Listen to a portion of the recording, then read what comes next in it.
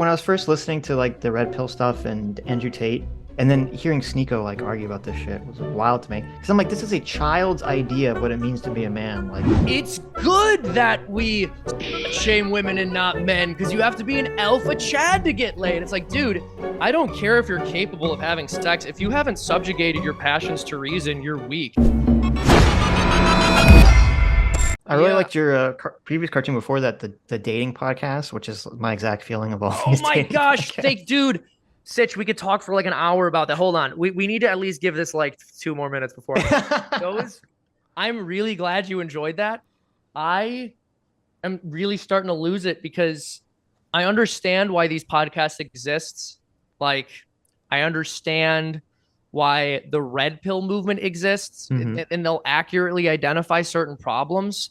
But then so many of the talking points, I think, just completely miss what any real solution to the problem would course be. It's just like what was the before the red pill? It was what were the people that tried to, like, what was it called? The people that would try to get everyone to like bang chicks at clubs. Pickup artists. Pickup artists. Yeah, that's all it is. It's just pickup artists rebranded.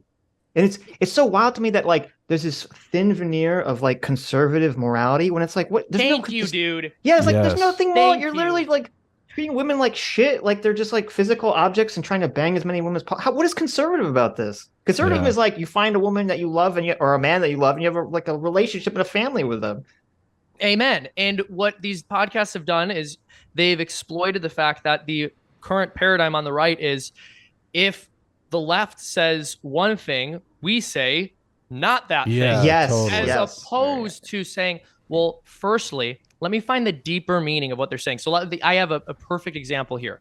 The left will say it's not fair that women get called sluts and men get called studs when they're promiscuous. It's the same behavior, right? And we shame women for it and we celebrate men for it.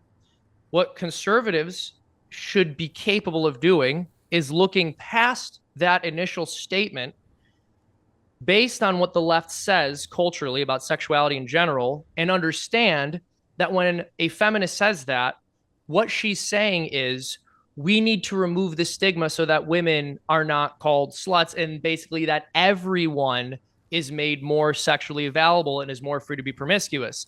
And thereby the conservative response should be, actually, you're right that that's bad. We need to slut shame men. Yeah. Instead of saying, no, it's good that we slut shame women and not men, because you have to be an alpha Chad to get laid. It's like, dude, I don't care if you're capable of having sex. If you haven't subjugated your passions to reason, you're weak. And if you're not capable as a man of saying, yes, I'm sexually attracted to this woman and she wants to sleep with me, but I'm capable of not doing that and I'm not going to because it wouldn't actually be what's best for her and myself, then again, you're not a man. You have to be able to do that. And that is a conservative understanding of masculinity.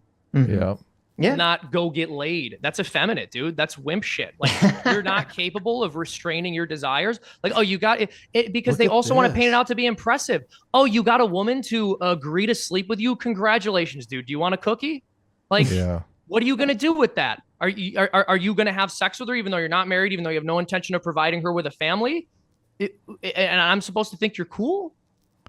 Look at this. I love it. Yeah, I'm sorry. No, we should. You got me more heated up. I like slut shaming the guys. We should slut shame guys more. Yeah, I'm absolutely. all in favor of slut shaming, actually. Dude, I'll come on the podcast and do it. Here's the thing. If these red pill guys, if they had the consistency to say, yes, because we're in a non-monogamous society, gender roles have really broken down and the dating marketplace is totally corrupt, and virtually all women flock to a small handful of men, and it leaves a lot of men behind. And then also address the fact that women are not happy with that situation because, as it turns out, women don't just want meaningless sexual encounters. Generally, they want to find somebody to be with, and that's harder for them when they're all like chasing the Chad.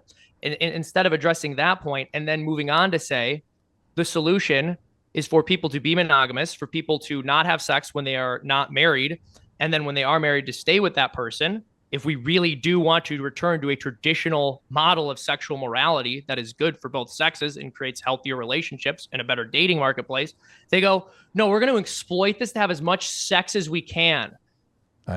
Because sex makes me feel good, and feeling good is all that matters to me. It's like, well, what model of masculinity is that? Yeah. It's it's serving like a different master. When I was first listening to like the red pill stuff and Andrew Tate, and then hearing Sneeko like argue about this shit was like wild to me. Because I'm like, this is a child's idea of what it means to be a man. Like, I have like this like image. I'm gonna be like this massively buff guy who like bangs all the women's, and then I drive my fancy car. It's like, what? That's not what being an adult is. Like in the real world, it's not masculinity. It's machismo. There's a word for it. Yes, they're two different things.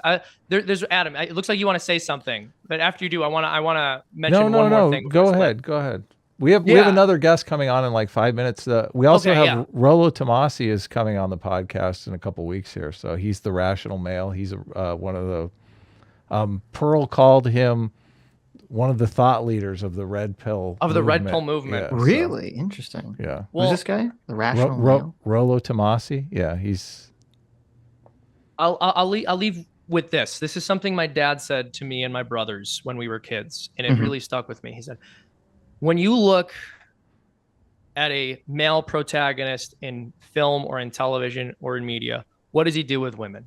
He sleeps around, right? That's what you're told the icon of masculinity is. That's how you're told men should be had. Yeah, and he mentioned James Bond. James Bond sleeps with all these different women. Every action hero just sleeps with a different woman. In each different movie, there's a different girl he's sleeping with, or even in the same movie, he is sleeping with a bunch of different women, but he's always promiscuous. Let me ask you something, son. How would you feel about me if I acted that way? How would you feel about me as your father if I was sleeping with a bunch of different women? That's great. It's like, not good, Dad. He's like, that's right, because that's not how a man acts. That's great. That is great. Yeah. How would you like it if your mom was just another one of my whores? Exactly. She was hypergamous, bro. And, if the shoe was on the other foot, it's like, it's so cynical. Nobody wants that. It's so cynical. Yeah. And nobody wants that. That's a great way to conceptualize it. That makes it very real. Exactly. Because, masculinity is epitomized in fatherhood. And that which makes a good dad makes a good man, even if you're not a dad. Like having those qualities just makes you a good man in general. And sleeping around is not one of those qualities. Yeah. That's great. True and based. Cool. Well, awesome. Thank you, gentlemen. This has been great. Yeah, absolutely. We'll have to do it again sometime. Peace out. Take care, man. Thanks for coming on. Take care. Hi, you just listened to a clip from the Sitch and Adams show. If you like what you heard, you can listen to our live show right here on this channel on Sunday, starting at 1 p.m. Pacific, 4 p.m. Eastern. And if you want, you can super chat us. We read $20 and up super chats on the show and then do a follow-up stream on the following Tuesday where we read the rest of the unread super chats and interact with fans of the show. Subscribe to this channel right here to listen to the live show or to listen to more of our awesome clips.